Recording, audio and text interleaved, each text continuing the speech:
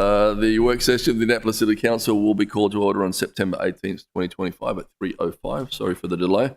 At this time, please join me for the Pledge of Allegiance.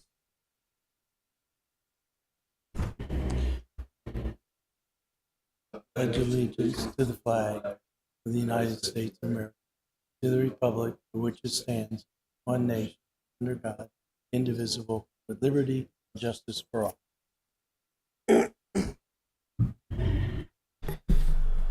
Mr. City Attorney, please present today's item.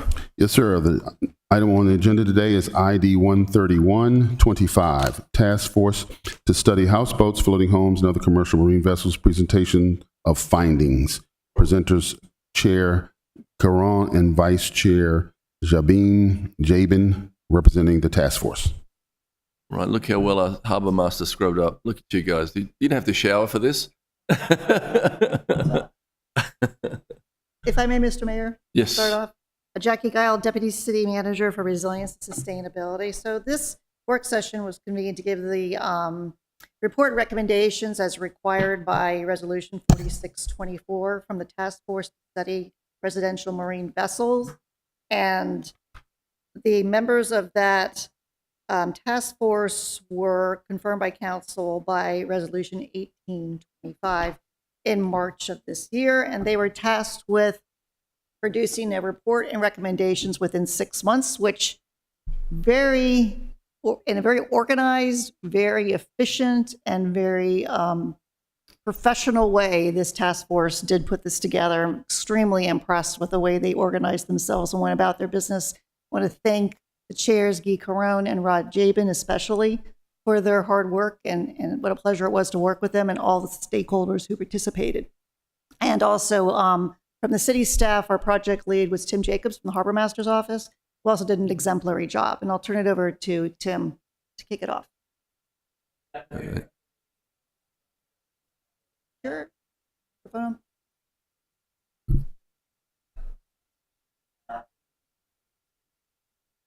Is the green light on? It is. We're on. Tim Jacobs from the Annapolis Harbor Master's office. Just want to echo what the Deputy City Manager has stated about this task force. If you've got a chance to review this report of over 50 pages plus a PowerPoint, I met with these guys 5 times. If you look at the detail and intricacies and every facet that they've covered in this report, clearly they've put a lot of work outside of those meetings. And I just want to take this opportunity to thank both Guy and Rod, as well as the entire task force, for going well beyond what I think anybody would have expected this report. The expertise and the specialty knowledge of everybody that's involved in this report shows. And with that, I'd like to just introduce Mr. Guy Caron and Rod Jabin, and thank you again. If I just interrupt for one moment, I also neglected to acknowledge all the work the Harbor Master's office put into this report, including Acting Harbor Master Tyler Northfield and Operations Manager Jacob Nold. Thank you.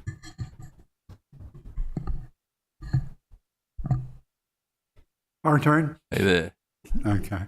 So I will go by the presentation that we have there and just lead through it if that's possible. You can see all the folks that you appointed there, and none of this would be possible if it wasn't for the hard work of all the folks that are there. Most of the writings were done by the folks that you see there and came out with a report initially. So I want to express my gratitude to all of these people who worked diligently throughout the last couple of months in getting the report done. I also want to recognize Jacqueline and all the help we have gotten, the support we got when we asked for it. It was immediately present. The survey that Tim and the Harbor Master's office did and worked with us when we had issues and questions, they were immediately addressed with no delays at all. The city departments as well, in the addendum D, you will see the results of their writings for all the city departments. So our thanks there. I mentioned already the task force.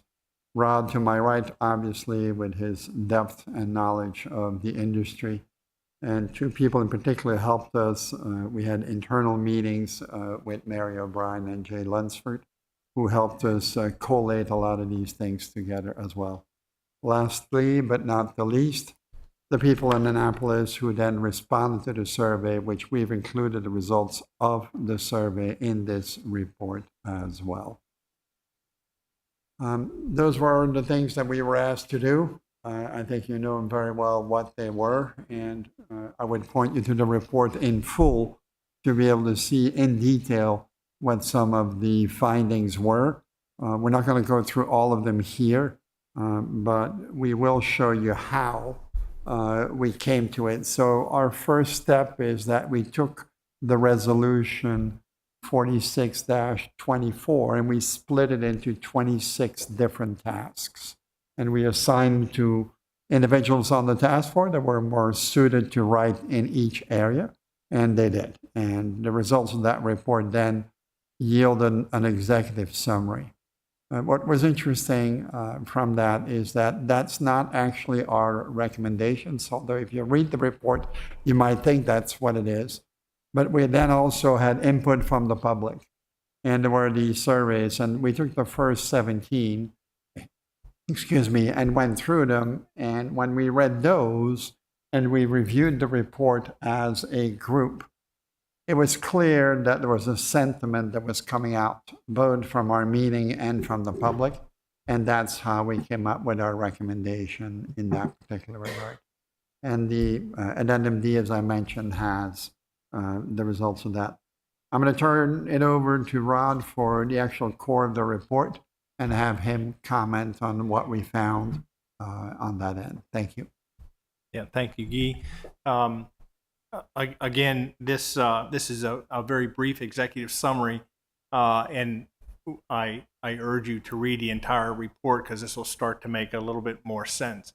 But what we started with was we have to define and make clear to council the differences between a houseboat, a house barge, a charter boat, bed and breakfast charters, and any other vessel that's out there.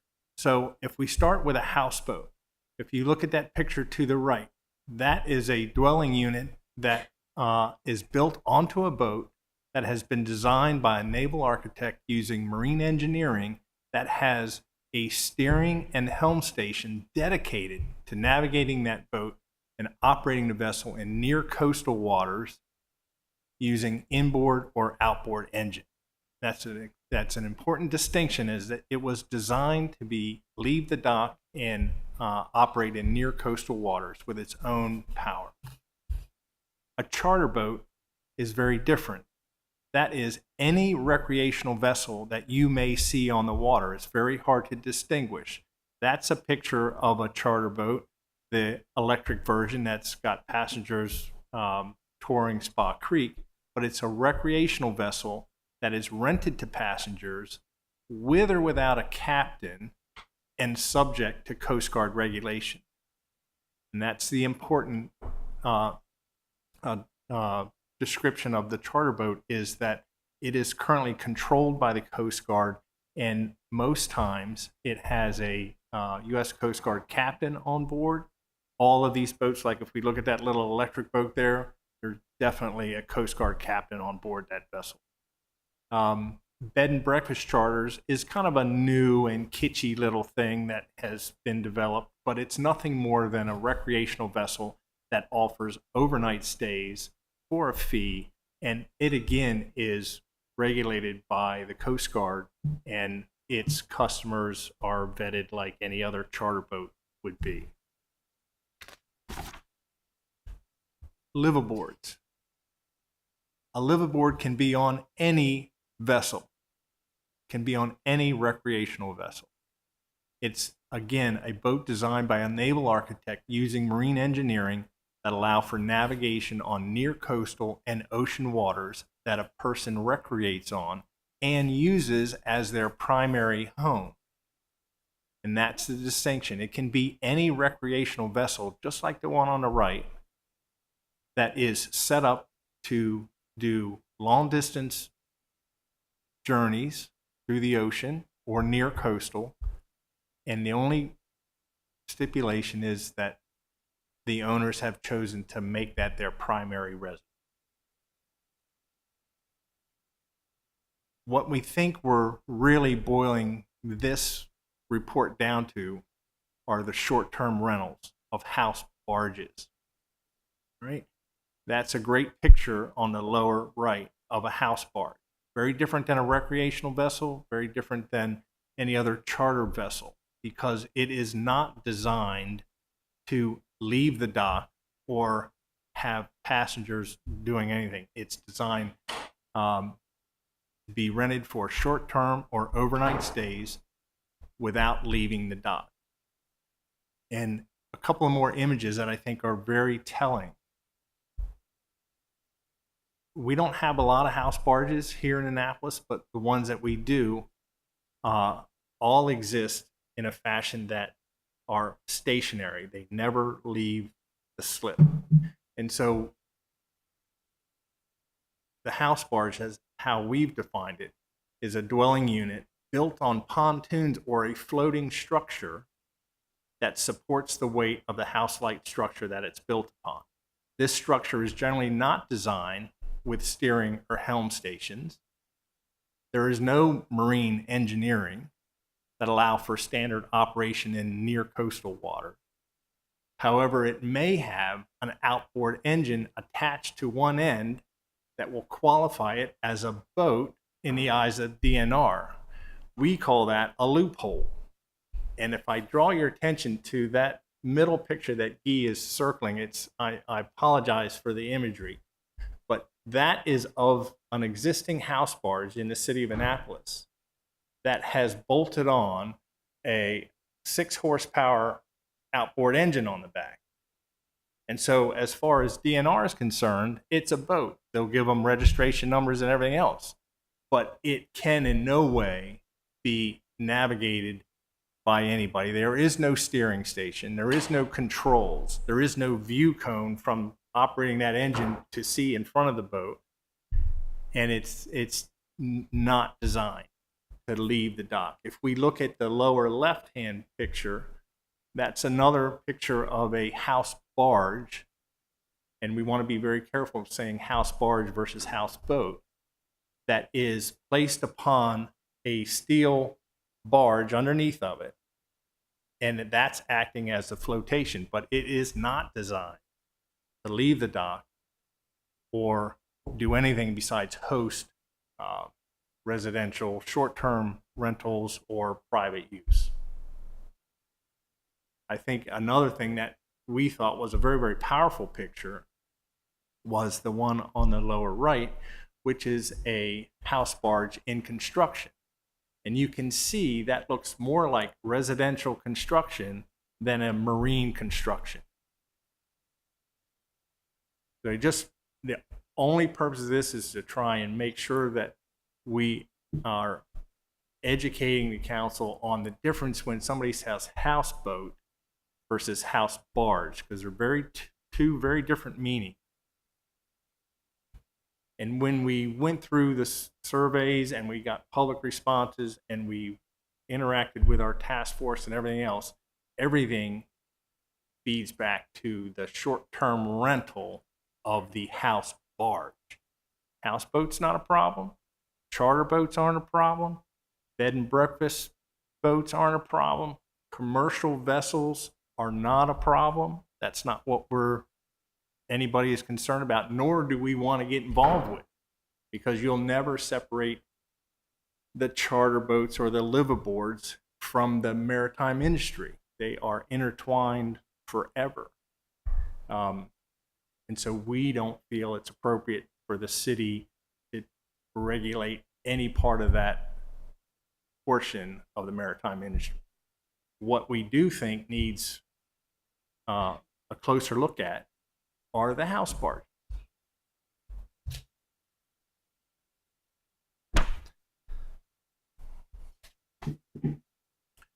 So going down through this, current city laws that apply to this discussion.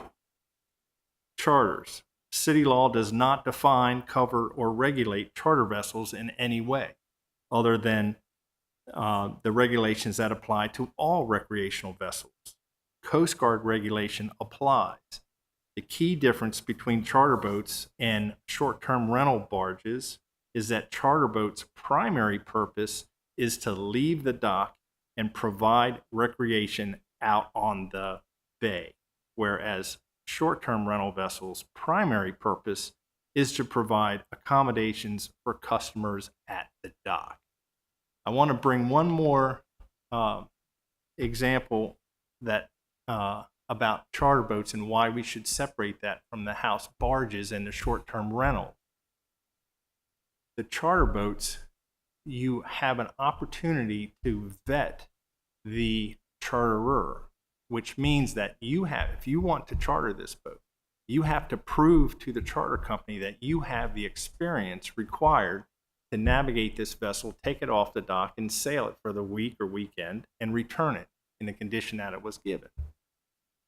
They're generally well-trained in maritime environments, accustomed to the water, accustomed to boats. People that have no experience in boats like that can still charter, but it requires a licensed Coast Guard captain to take them off the dock. But that's their purpose, is to take them off the dock and go sailing, just like every picture we see in every postcard. The distinction between that and the short-term rental of the house barge is that there is no vetting of the short-term rental person, because there is no requirement that the boat leave the dock. And so that's what sets up this feeling that it is just a party spot, and it creates the noise problems that we'll talk about down the road. So if we slip down to noise ordinances, the city does have ordinances that include specific water-based noise ordinances and STR-specific noise ordinance and general noise ordinance. The challenge is that it's really difficult when it crosses that line between land and water. Whose responsibility is it? Is it the harbor master? Is it the police? Is it planning and zoning? Who is enforcing the noise ordinances? And we clearly have seen noise surrounding several short-term rental situations like that.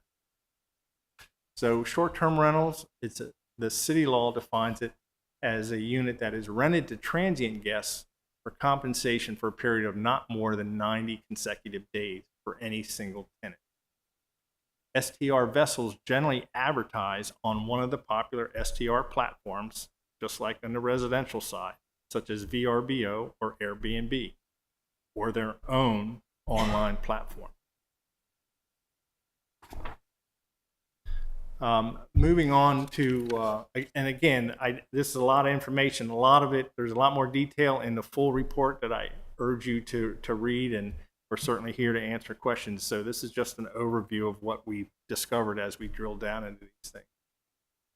One of the other things that we are tasked with is, how many slips do we have here in Annapolis, and what are we talking about? And so that was an interesting dive, and working together with Tim and his team at the Harbor Master's office, we have a really fine-tuned example now. We have 2,342 slips.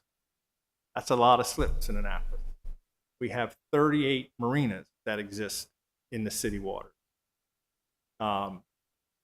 17 of those slips are under the Harbor Master's control at the city dock, and the remainder are with 37 other private marinas.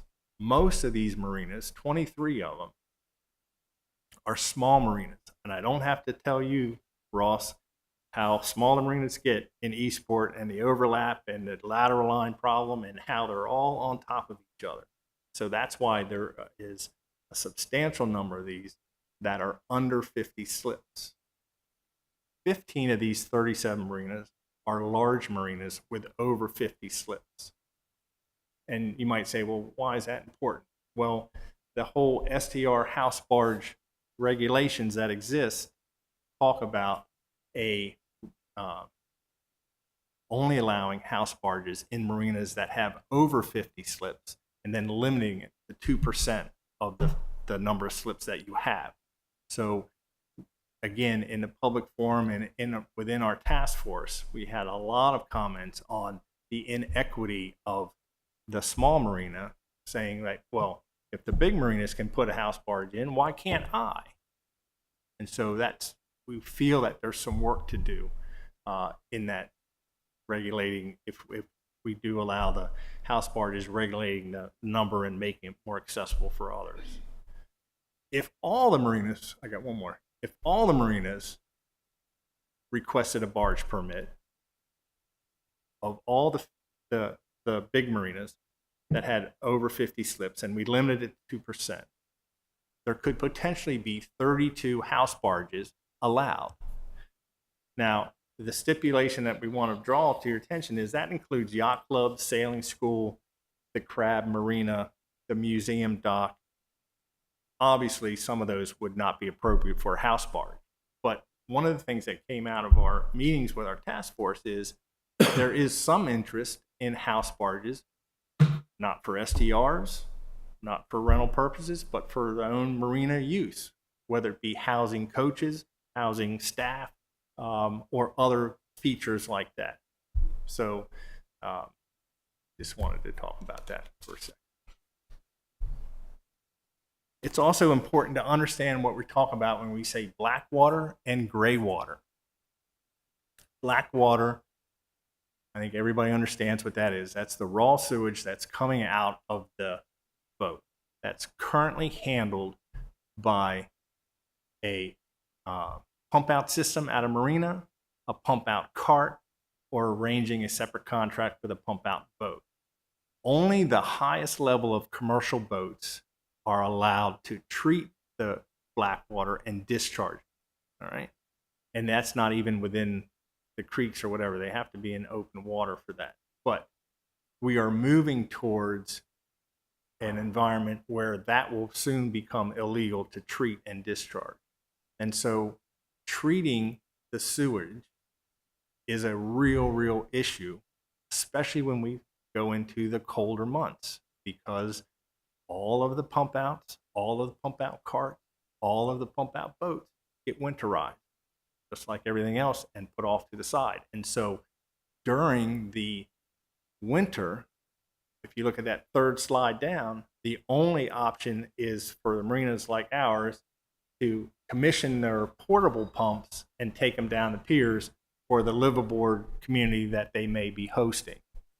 But for STRs and everything else, that could be a challenge. Gray water. Gray water is everything else that comes out of the boat. It's dishwater. It's laundry. It's dishwashers. It's wash water coming from a hose that's being drained over the side. It's everything else that's coming out.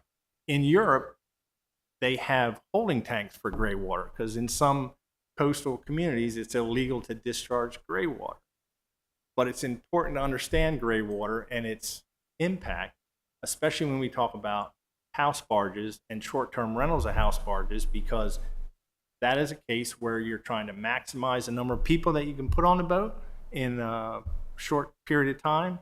And that means a lot of dishes, a lot of linens, a lot of washing, a lot of everything. And all of that on the house barge would be discharged directly into the water.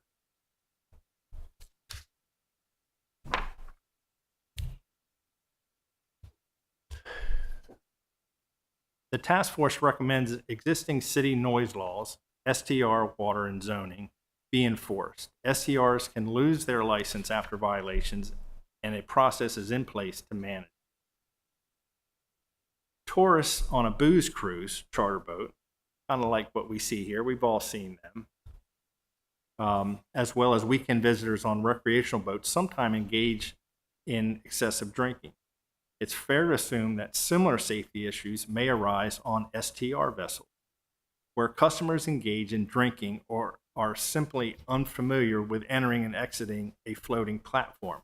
Kind of ties back into what I said before, because they typically are not a to use a term we use in the boatyard all the time, a yachty, right? They're not familiar kind of with the ebb and flow of the tides, the water, the motion on the boat, or anything else. We just feel there is the safety and concern for that sort of thing when we bring that into the STR. However, it's not to say that enhanced regulations may be more helpful, and it may be beneficial to ensure docks that host customers are well lit by stanchions and have plenty of ladders if they fall overboard every so many feet. Slip prices. The task force does not recommend altering any of the current barge law, which limits licenses to 2% of marina slip. This would ensure slip holders with recreational vessels are not competing with the short-term rental barges to secure a spot or seeing prices drastically increase. Because make no mistake, an STR house barge will drive increased revenues for the marina. There is no doubt about that. And an example of that is the typical boat that we see at the Javen Yacht Yard. Let's just say it's 40-footer. I might get $153 a night for that. If I have a 40-foot house barge, I might be able to get $1,500 for the weekend. So there's a substantial economic benefit to that. But we're a little concerned about the unintended consequences associated with it. Let's talk about other cities for a minute. Per the Deputy City Manager, Mr. Harmon of Ocean City, Maryland, we address the short-term rentals of houseboats from a rental business license perspective. You will see in the ordinance copied at the bottom of this email, we spelled out our legislative intent. Our focus was on protecting the original use and intent of our marinas, along with protecting the public's health, welfare, and safety. We felt it was important to clearly define a houseboat.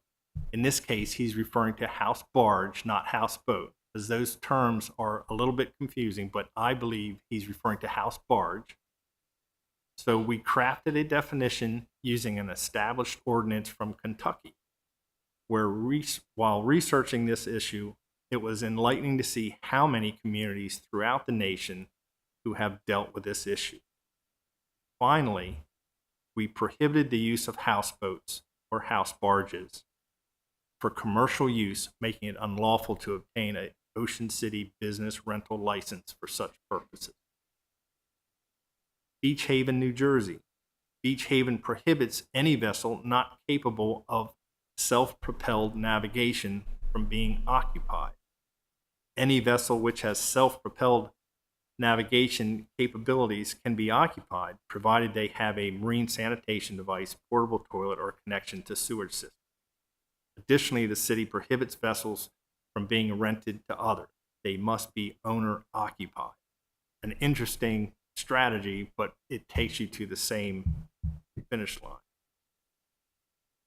House barges are outright banned in Nantucket, Tisbury, Massachusetts, with his Martha's Vineyard, Newport, Rhode Island, and Brookhaven, New York.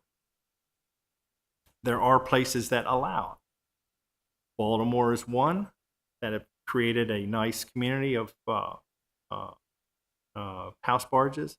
Sausalito, Seattle, and also National Harbor allows the house barges to populate there. What's interesting that we found was the example in Wilmington. Wilmington's a port city. Part of its downtown historic district, the Riverwalk, is lined with restaurants, galleries, and shops, not unlike our own city. It runs along the Cape Fear River. An STR barge rental company has recently built the Cove Riverwalk Villa. The marina is solely for STR barges and managed by one company.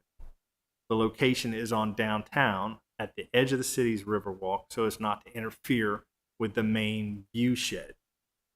So we thought that was very interesting, and we think the same thing's happening in areas like Baltimore and others where they have the ability to host a house barge without a negative impact on the imagery of the culture and history of that port city.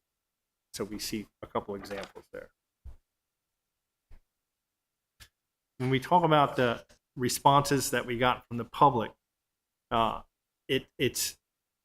we put that sentence in there, use ChatGPT to summarize the survey results, because it was important for us to be completely independent, not my view, not Guy's view, not any of the task members' view. And so from a full independent perspective, what came out of the responses from the public: do not allow STR house barges in city water.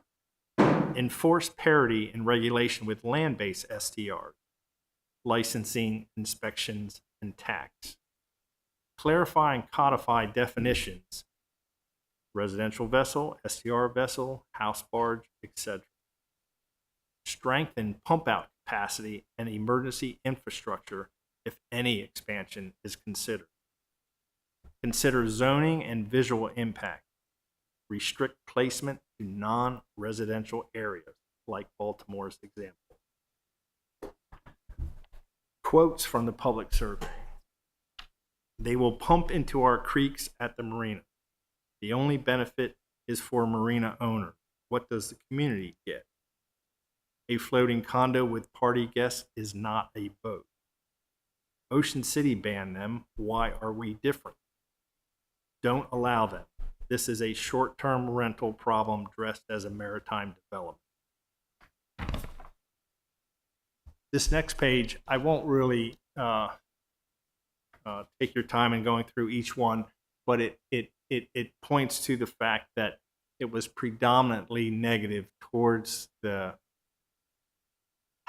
STR of house barges and the STR period. But when you have a chance to look at the full report, you'll see this in more detail.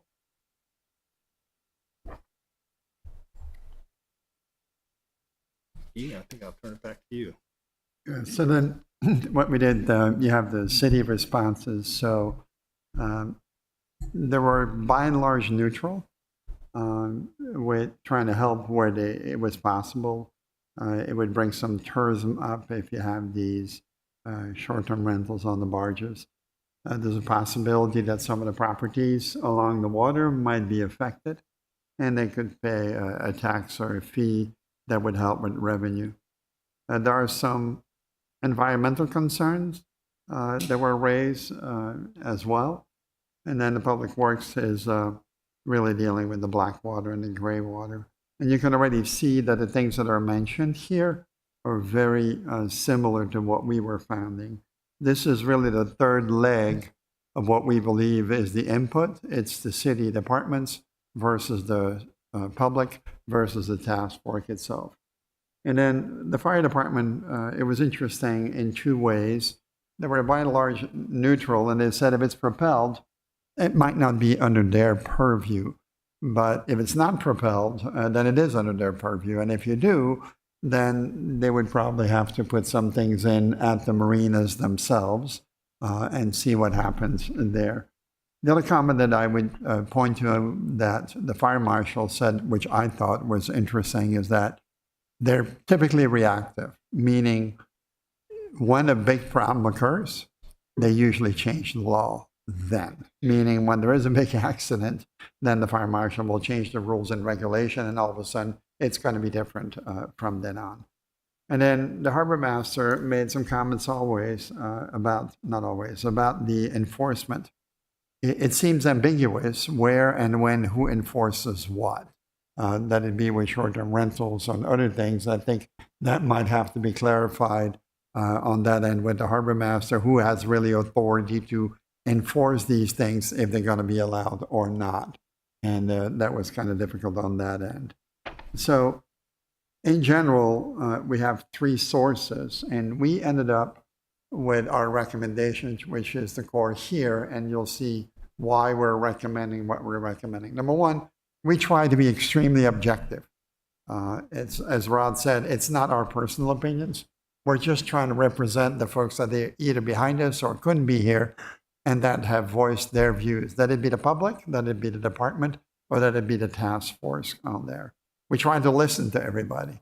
And in the meetings that we had, we tried to engage people. There's people who didn't write anything specific, but they discussed it in our meetings. And when we went through that, we came up with this 30-page report and the executive summary. And that led to the recommendation below, which I'll get to in a second. From an economics point of view, if you read the report, there is a page almost, or a page and a half of numbers about Anne Arundel County and the city as well, of how strong the economics are, the economic viability of the maritime industry. So our recommendation is actually very, very simple. But it came about after 2-3 meetings of reviewing things with the task force member and the public. And we decided that the general consensus was no rentals, period. And if you want to have a barge, we feel it's not the business of the city to tell a marina that they can have a pontoon boat, a sailboat, a catamaran, or a motorboat, or for that matter, a barge. If they want a barge, we're suggesting that maybe we shouldn't do rentals. And the last piece that we also think should be changed is the unfair nature of the 50 slips with the 2% rule, and change it to a 2% and 1 unit. That means if you are a marina and you want a house barge, you could have it, but no commercial rental was the idea behind that. The side effect of this is important, I think, from what you see there. All of a sudden, if you do ban rentals, no more life safety issues with fire marshal and all these other things on that end, on the watercraft. The infrastructure, how are we going to manage these additional inspections, these additional permitting, sewage and gray water disposal? How are we going to handle all this? The whole thing about permitting, all that falls away. We don't have to do the permit. And I know there have been questions about getting a permit, and I know one individual in particular had a problem getting a permit. And so if you ban it, we're done with that part. Eliminate the inconsistency with the 52% and go to the 2% and 1 unit. And the last 4, the community. If you read Addendum B, I think, there's a lot of comments in there. There's impossible to put them on the PowerPoint, but it's entertaining or sometimes quite interesting, not shy people that voice their I opinion think on they that. know what you mean. You're in politics, you know You what can that relate. means. So the city code probably needs to be clarified, all this, we mentioned that. And then the last thing, maybe it's the most important one. When we see the cities that said no, they seem to be similar to Annapolis. Quaintown, a particular character. People go on the 6th Street Bridge and they do a picture. I walk that all the time. I think they do it because of what's in the water and what's around the water and how beautiful this city is. And I think it's the decision, of the city to decide, do you want to keep that, or do we want to put a bunch of barges in there, or allow them for that matter? So our recommendation is no rentals, and that's really what we have for you. And that's it. Questions? Let our main voting alderman go first. Thank you, Mr. Mayor. And I said this at the Maritime Advisory Board the other night, but I did watch all of the meetings and have read twice the report, and you can see my markings. I have to say that I'm actually overwhelmed by the outcome. It's much more than I expected it to be. I watched the committee as it was organizing, and I was impressed by that. But I couldn't think of an issue that I was concerned with that you didn't address. It didn't always come out exactly the way I thought, but you did address it all. And there's a couple of things I'll get to in a second that I want to bring out that you didn't make in this report. But gosh, you were incredibly thorough. I thought you also did a very good job of zeroing in on what were the right issues and what were issues like charters and liveaboards that really were not the focus or the concern. So I want to thank you for the efforts and for the report. I think you've you've given a good groundwork for any future work on a future council from the city. And so that's very good. So I've been involved in 2 maritime task force legislation, and I think they both have come out pretty well. I'm pleased. I did want to go over, Ron, when you were talking about how this is clearly could be a plus for the marinas, but I thought a very beneficial discussion in the report is, while it may be good for the marinas, it's not necessarily good for the industry, because the nature of these boats are they're not getting hulled, they're not getting painted, they're not getting their fiberglass repaired, all of the things that are a big part of our maritime industry. Yeah. And that was a very important point. Another point, again, that you didn't bring out, but I saw in here, is house barges actually are imposing. They're even more imposing. Well, they're every bit as imposing as Final Drive or some of the big boats, but they're really more imposing than most of the boats that would be in a marina. And so when you think about looking at the wonderful vistas from the bridge or out of Eastport, you largely see vessels bobbing up and down, masts swaying back and forth. You don't see a big monolithic structure. And that gets to that point of preserving Annapolis' identity. And I thought the point made just now that the cities that have banned house barges are like Annapolis. They're the same kind of maritime heritage cities. I also think that one of the great things you did in the report, and we did this intentionally when I did the original legislation, house barges are include houseboats, but they are different than, and that distinction you drew between a boat, which is recreational and navigational, and a barge, which is residential, I think is a very important distinction and really helped zero in on the report. So my profound thanks to you as the leaders of the committee, to the committee. I saw how hard you worked. I got phone calls from people asking for sites when they were doing their homework between meetings. And you guys did a lot of work and presented a big body with a huge amorphous task presented to you in an incredibly short timeline. So I want to thank you and congratulate you for the report. Thank you. Alderman Savage. Thank you, Mr. Mayor. And I just echo my colleagues' comments. Thank you very much. Very thorough report. I fully admit, though, due to my own personal scheduling snafu, it sounds like I have not been able to review it thoroughly yet. So I appreciate the presentation today. That's good. I think that'll give me good context for when I do dig into it. And I'd love to sit down with you, Rod, or anybody else to have any further questions coming out of it. But based on the presentation and what I have seen, I think this is exactly what we were looking for, or this amount of detail. Again, very impressive. Appreciate the time that you've dedicated to it. So can we, for the record, get the presentation uploaded into the Legistar for future reference and attached to the resolution? Cindy? Yes. Mr. Lyles? Can we get this presentation and the report, make sure it's uploaded with the associated resolution into Legistar? Okay, I haven't checked. I don't think it was on the agenda, but it may. Okay, thank you. And so I do have a couple other questions.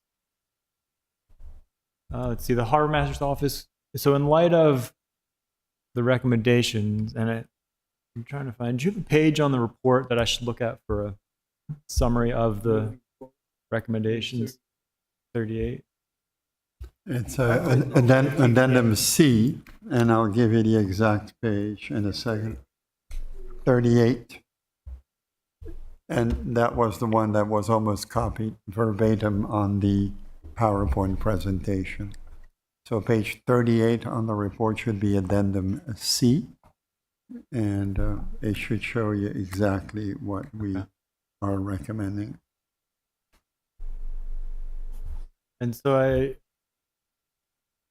you said you want to alter the 2%, Yeah, which I it believe might what I be- saw it- was that. It might be that the last phrase on the recommendation is not on the copy that you have. It is on here. I will send the latest copy to the harbor master and Jacqueline, and that way you'll have exactly what we have here. But let's talk about that so that you understand that the concept of what was going on. If there's a question related to the 50 slips and the 2%. Well, I think so. Well, I think what you were recommending is that stay in place. However, it's that or for the smaller marinas, is it that they get? So the challenge was there's facilities that in however this is resolved that feel like they're being unfairly left out of an opportunity because they don't have 50 slips. Right. And we're in agreement with that. And we understand the complexity of how tight knit the marinas are within each other. But by adopting I think there has to be some regulation related to the number of house barges.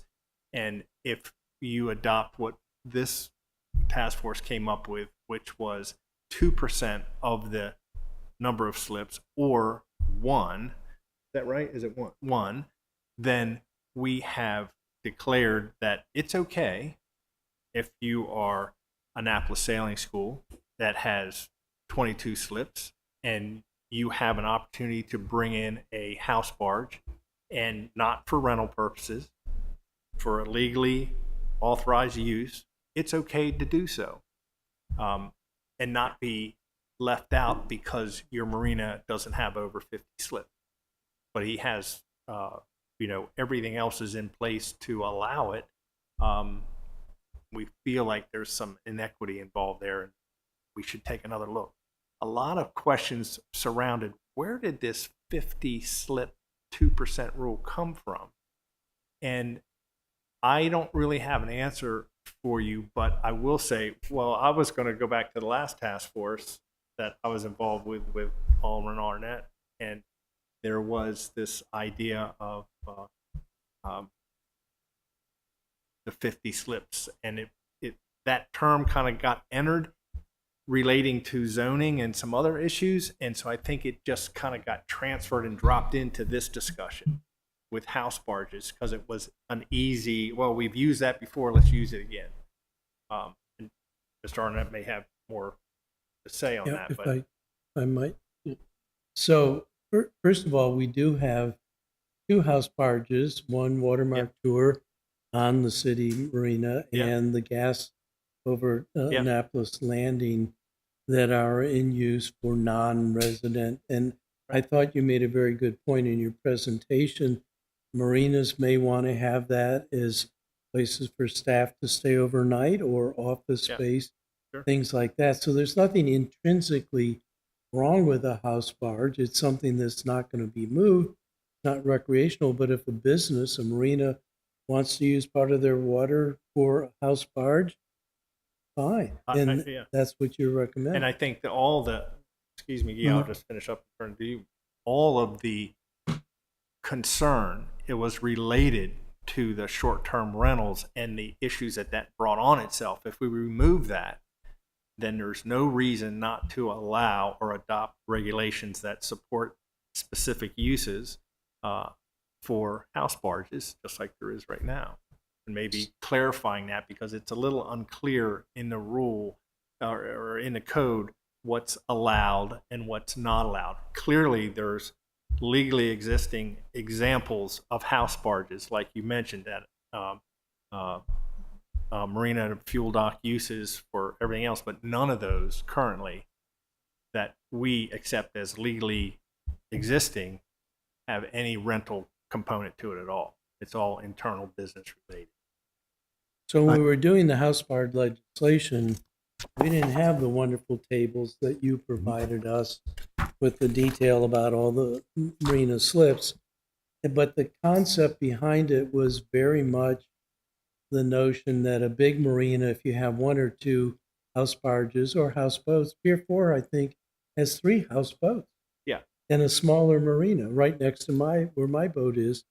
But it would be sort of not overwhelming the rest of the marina. And it had to do with this monolithic aspect of houseboats and house barges. Particularly, houseboats tend to have a lower profile because of windage and needing to do navigation. House barges and the residential structures on float tend to have a much bigger profile. And even the profile that is in the current code, pretty darn big. If you think about something 47 feet long, 20 feet wide, and 14 feet tall, that's a big structure. Yeah, to your point earlier, it's very imposing to place that amongst other recreational vessels. It's one of these doesn't belong, Right. kind of thing. So, continuing my questions there. So you said there are 37 small marinas. So if we did adopt that 2% or 1%, at the most that would allow for 37 more. Could. Yeah. Assuming Yeah. with a lot of assumptions, That's but that right. would be at the Yeah. most 37 new house barges, right? Yeah. But you're also at the same time proposing to recommending it, I should say, that we don't allow any house barges to be rented. Correct. Right, So it's very important that So they last would- piece that you just added.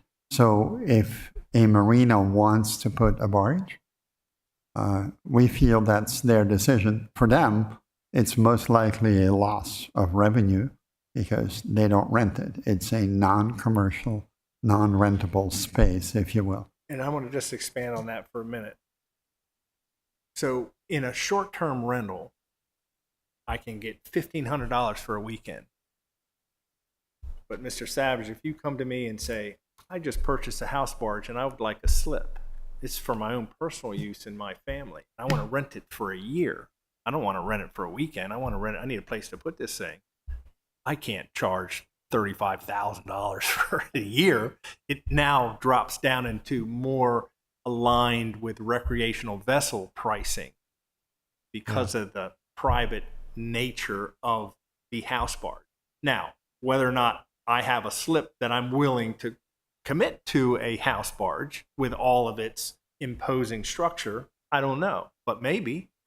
But I know one thing, no way am I going to get that short-term rental revenue stream because it's privately owned and it's a long-term rental arrangement. So the numbers just won't stand up. They'll be more in line with the recreational vessel pricing that we have now.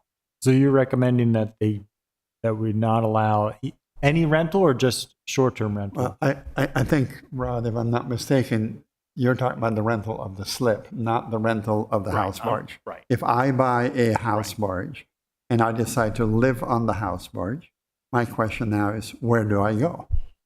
And if I go to Rod and Burgehaven Marina, will he rent me a slip where I can put that there? And that becomes the question.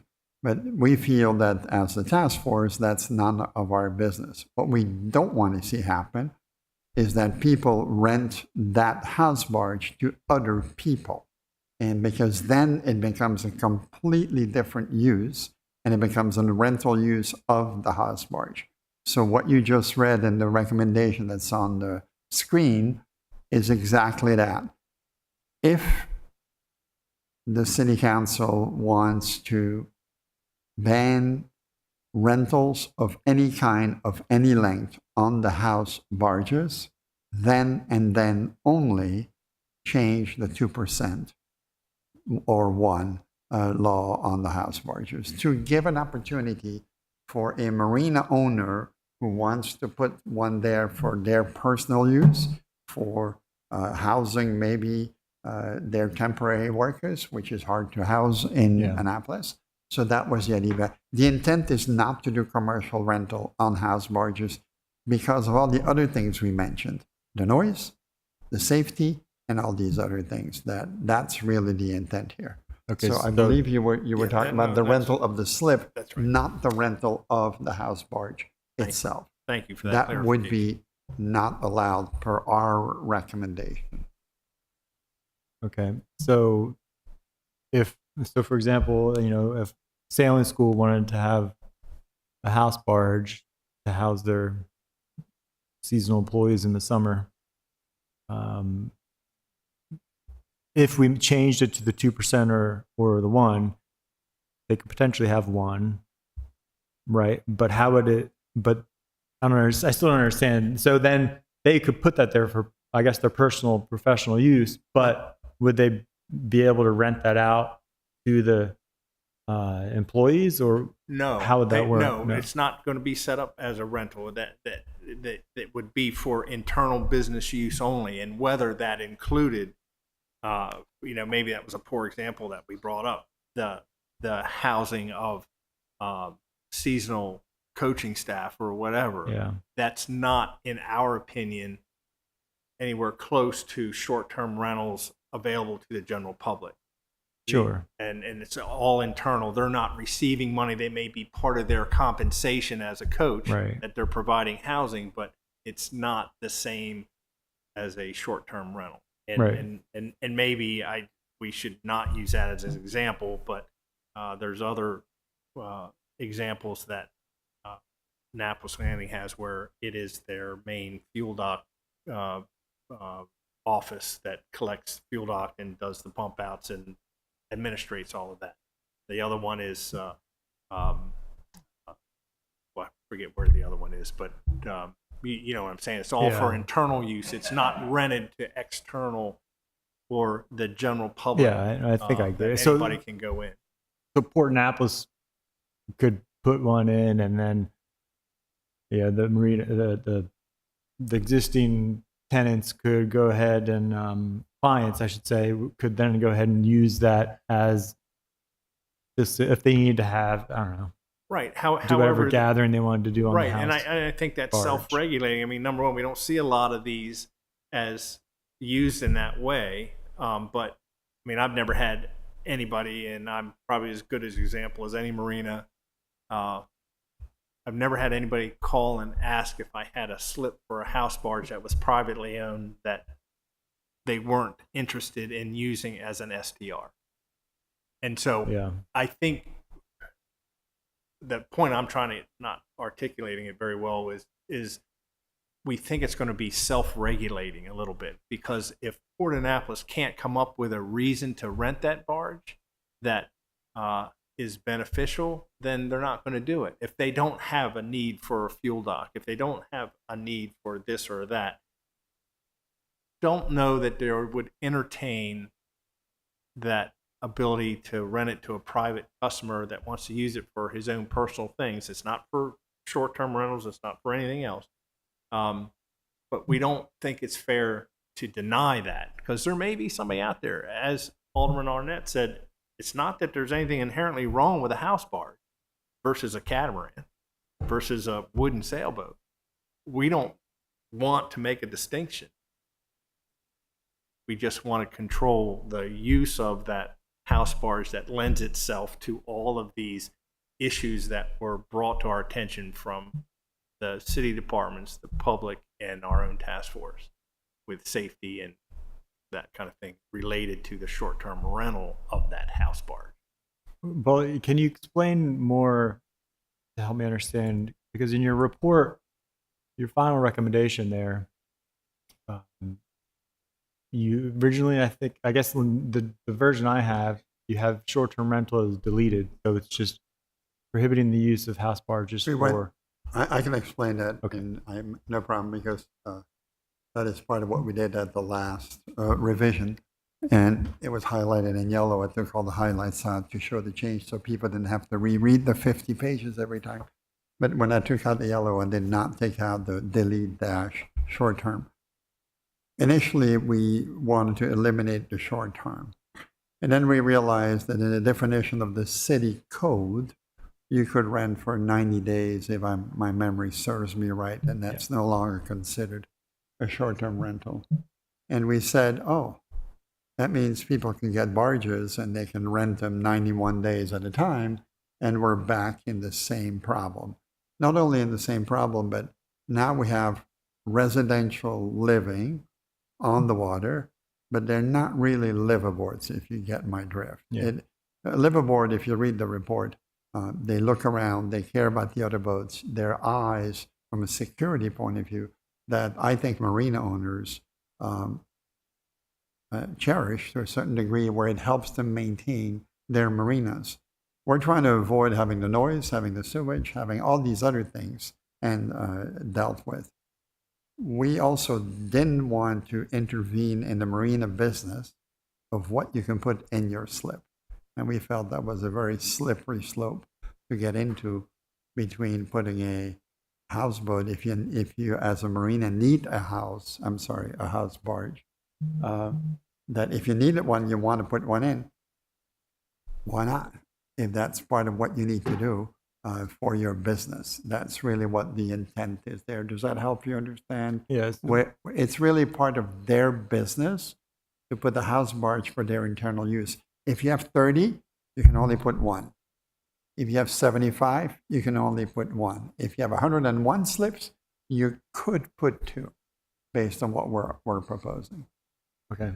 Well, I mean, I'm still not clear on did you intend, what is the final language that you're recommending? Do you have the final language? It's on the No board. rental. So, It's I guess no rentals at all. okay. And Because I mean, my impression, and I get like both, and I'm assuming this is your train of thought, both short-term and long-term rentals would still be residential.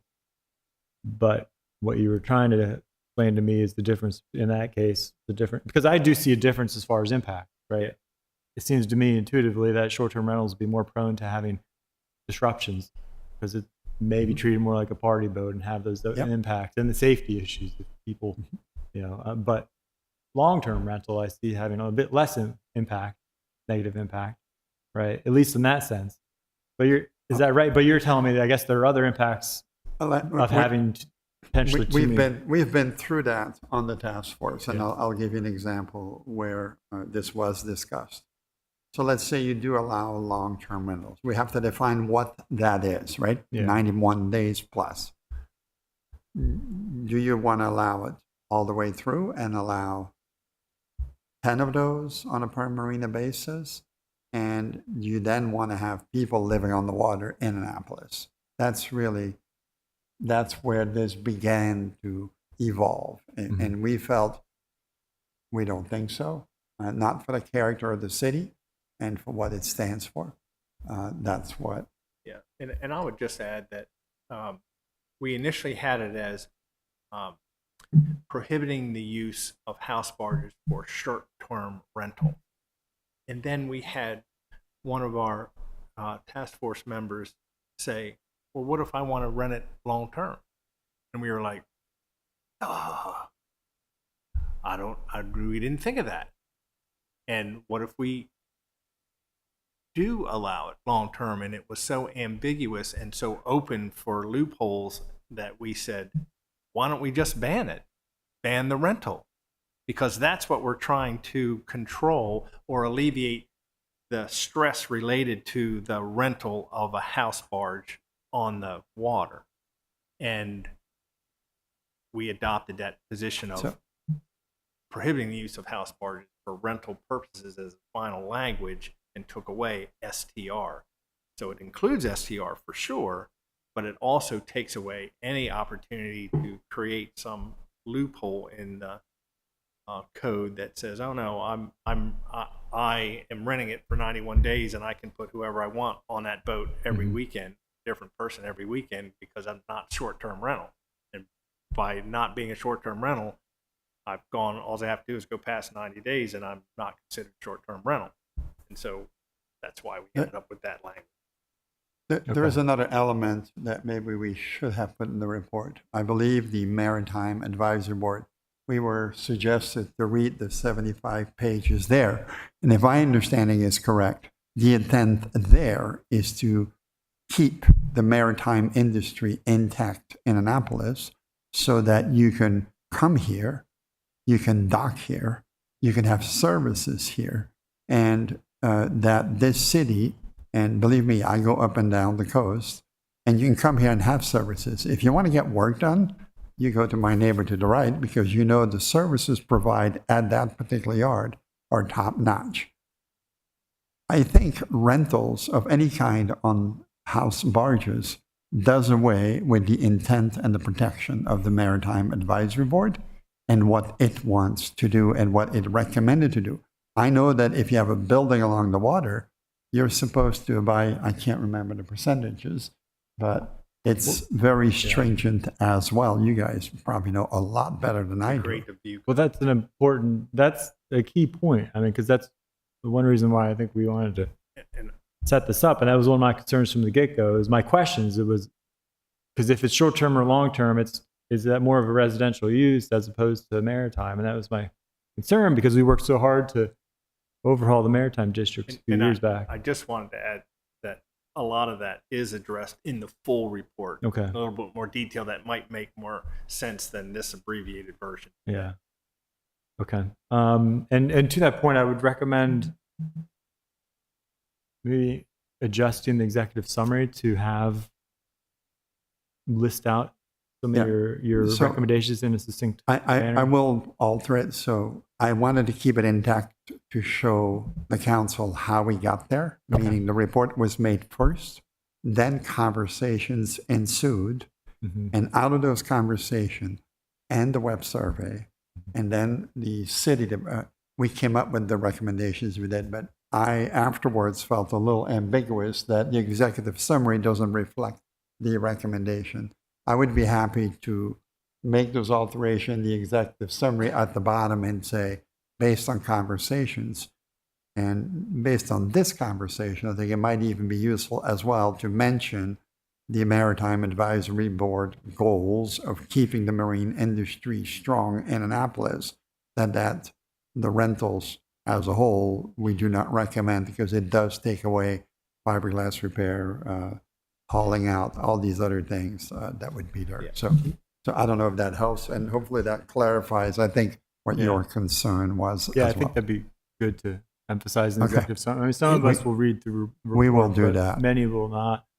But Can I interject right here? Sure. Again, some would argue that, and I don't think these house barges are cheap, but that it would be a way of providing affordable housing, or at least more housing.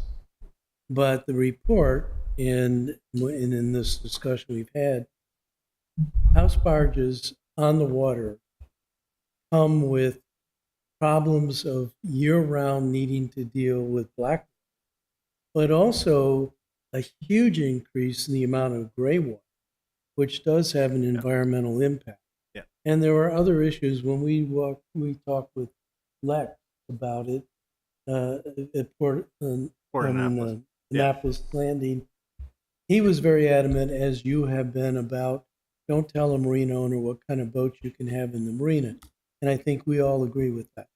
But he was saying that he doesn't really encourage having houseboats because it comes with other kinds of marina operation problems. You've got people there that, now I'm not sure they're that different than having a liveaboard there year round, but it does come. But the difference, the distinction, is that the liveaboards are part of the maritime community, and to use that silly word again, yachties, right? They understand what happens in a storm and how violent it can be in the slip at night, and what precautions they need to take in the middle of winter when they've gotten a snowfall overnight and all of those things.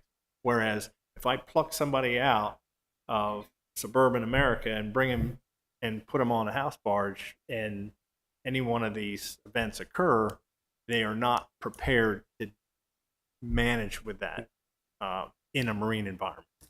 And there is the safety concerns that we highlight. I had one last thing from a colleague. I said I would pass along. She wanted to know if everybody from the task force was invited to attend. Like, is there anybody who, just to make sure that all the voices are heard? And I think what she's getting at is, was there any kind of minority opinion that felt like they needed to express themselves, or is it already expressed in the report to your satisfaction? That was my main goal, and I'll try to address that. If you look in the report, there is an addendum where a couple of other items were brought up that were related, we felt not related to this. And I think it's addendum E. One was about the space that is available in the fairways in the city. And I know Tim or Tyler had a conversation with the gentleman in question. But I think also, I don't mean to interrupt, but I think we gave extraordinary efforts to hear every task force member's opinion, and we begged for a response. So we went over and above in our addendum E, as Guy's referring to those that responded, but as opposed to the STR issue, they wanted to have a statement relating to safety and navigation in the navigable waters when people anchor in the middle in a very crowded fairway. And I know that Tim's team deals with that on a daily basis and everything else, but we still included that, even though it wasn't part of our mission. We included that in Appendix E because we felt it was important that, hey, this was brought to our attention. We want to make sure it's heard and put out there for review and consideration if there should be any. But I will tell you that we gave an extraordinary amount of time to receive input from every task member. Yeah, I want to add. Some provided some didn't. And that's the way it goes. But Yeah, so we worked really hard. you can ask the people on the task force. I personally wrote emails that requested people to give input by a certain amount of time. And I know both Tim and Jacqueline were on those emails because I want to make sure that they were public in that regard, and invited anybody, if you have any comment, to bring them in by a certain amount of time. And we did that 3 times. On top of that, during our meetings, I have the list of the task force members, and the ones who did not write anything directly, I made sure I addressed them personally in the meeting and make sure, and there were conversations with those folks during the meeting. You can go look on the videos on there. There's a couple people that were never there. I know one individual was never in any of the meetings, and there probably is no input from that individual. I don't want to name anybody because it's not necessary, but I can tell you from this individual as the chair, I made enormous efforts to either via email or engaging people while they might have been a little bit sitting back in the meeting. I went through the cameras and said, what do you think? And then they did engage, and then we had the conversation. So I think they had an opportunity to really voice. And I will say one last thing to you. If some individual feels they haven't, I'd be happy to listen to them, and I'm sure Rod would be as well. Right. So. And I just, one thing I'd like to add to that is right from the beginning, the way that the chairman designed this input from our task force members, separating it into 26 separate tasks. And I remember that meeting where Guy and I were assigning tasks to people that were being very quiet, and we were being a little bit aggressive assigning those tasks. So we put a lot of effort into being inclusive. I think. Yeah, sounds like Your it. question. Thank you very much. That's all I have, Mr. Mayor. Well, again, even just today, the richness of what you've provided us. I think we're only beginning to uncover, and my profound thanks for the effort you as leaders, but for the whole team and the whole staff that supported it. This is very impressive. I will reiterate one thing. It goes to the people to my right, all the way here and there. And it goes to the people probably in the back. I don't know who's in the back, but also the people who might be viewing this. The people that were involved in this task force genuinely care about this city and then some. And we do. I know you do. And we are just trying to represent them, and that's the bottom line for us. They were genuinely involved, and we really appreciate it. So your thanks really goes to them. So. If I could just one last thing just to say, since I know I will be returning to the council next term, I do fully intend to revisit your recommendations, or not. Maybe I shouldn't say revisit, but to work on implementing your recommendations. So thank you. Be happy to participate. Deputy Director? I just wanted to note that R 4624 does state that this task force would disband 3 months after the final report to the city. So if we take today's date, the 18th of September, that would be December 18th. So if there's anything further for the task force, we would need to do that before they're supposed to disband in December. Right. So I want to just say thank you. You set an Annapolis land speed record for a task force. I thought there's no chance you're going to finish this before the end of the year. And excellent work. Thank you so much. We all love this city. I want to ask you a couple of questions. Just, I thought a lot of marinas didn't even allow house barges. Of the 38 marinas, are there any that actually have it written into their bylaws that you're not allowed to have a house barge or a houseboat, or did you not check that? We didn't check that. One of the questions that we were asked to nail down was how many marinas have contacted the city to seek information related to house barges.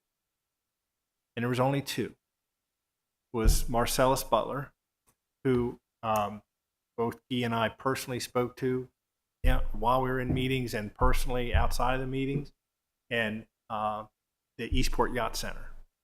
And Marcellus has a equity interest in Flow Homes, which is a house barge company that's doing very, very well. It's populating Baltimore and areas down in the Carolinas and other areas.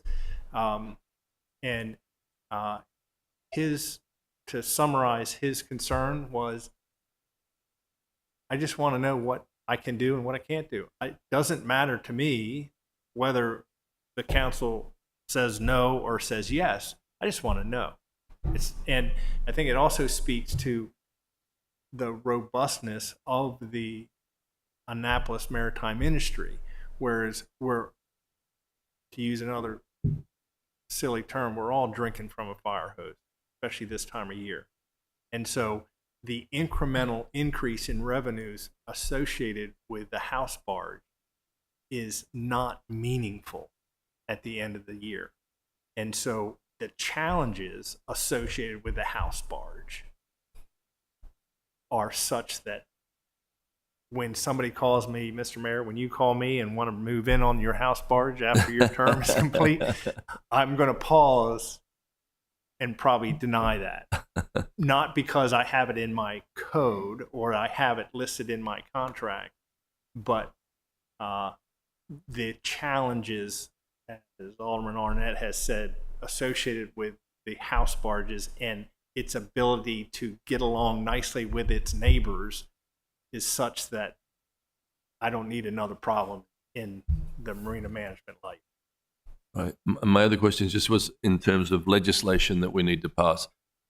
Are house barges and houseboats and all those things defined well enough in our code so that, because I thought that was one of the holdbacks there, that there was this gray area of what was a barge, what was a houseboat. And my position hasn't changed. If you can't drive it, it's not a boat. You have to drive it. And we took our best efforts in explaining it. It's better detailed in the full report than what we did this afternoon, but we tried to do as best a job we could in defining the difference between a houseboat, a house barge, charter boat, recreational boat, and others, so that we felt very strongly that before anything, we have to understand what it is that we're talking about, because there's a lot of confusion even among states and different territories. Are we talking about a houseboat? Are we talking about a house barge? Or what are we talking about? A charter boat, a commercial boat? And it's like, no, we're not talking about any of those. What we're talking about is a house barge, which is a residential unit put on some kind of flotation device that keeps it in the water, not designed to leave the slip. And then we put imagery associated with that makes it very clear. When you put a houseboat next to a house barge, there's no question about what we're talking. But doesn't our current legislation allow for a house barge office like Yes. the two that we? Yes, it does. So do we need to change any legislation on that? Because it seems like you could already do what you're talking about, put one of these at, if we allow it to be 50, less than 50. Without having all of the information available to me to answer this question properly, as a general statement, one of our recommendations was to revisit the regulations associated with house barges and clear it up and modernize it so that the marina owners and vessel owners understand what is allowed and what is not. And I'll use the example of the Eastport Yacht Center, where they're still confused. They thought they purchased a house barge that was going to be legally existing and used for STR, but the city felt differently. And I didn't get into all the details of why or what. And actually, the harbor master's been out on leave, so I haven't been able to get to her response either. But they still have not come to terms. And they're now trying to sell the boat just to say, I've had it. I can't deal with this anymore. So that's an indication that the regulations associated with the house barge in particular should be modernized and cleaned up so that the normal person can communicate what the law is, whether it be the harbor master's office or the office of law.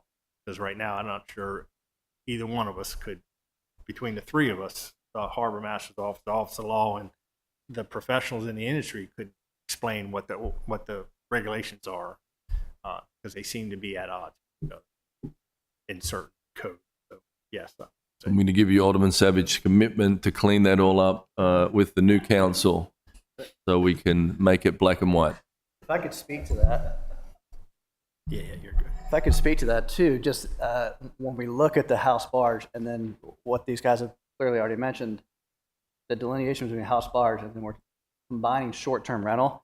There is no such thing as a short-term rental on a boat right now. If you go to the short-term rental application, you will not find a way forward because all of the provisions for short-term rentals are residential, fire code. We would have to create that to find a way forward to do short-term rentals on anything that is water, which is why we get into planning and zoning and all the other things. So, Absolutely.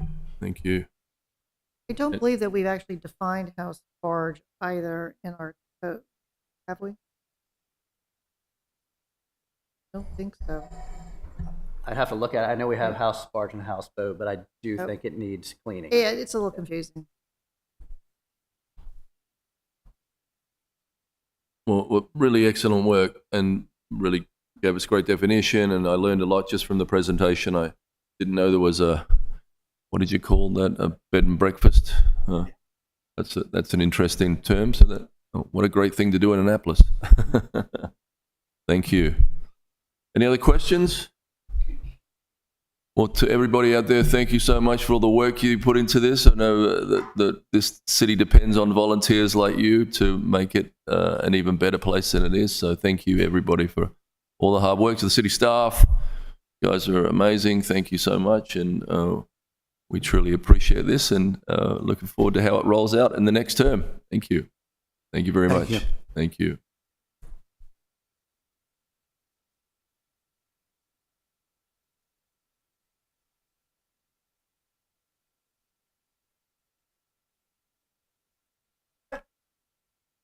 Just us. Anything else for good order? Nope.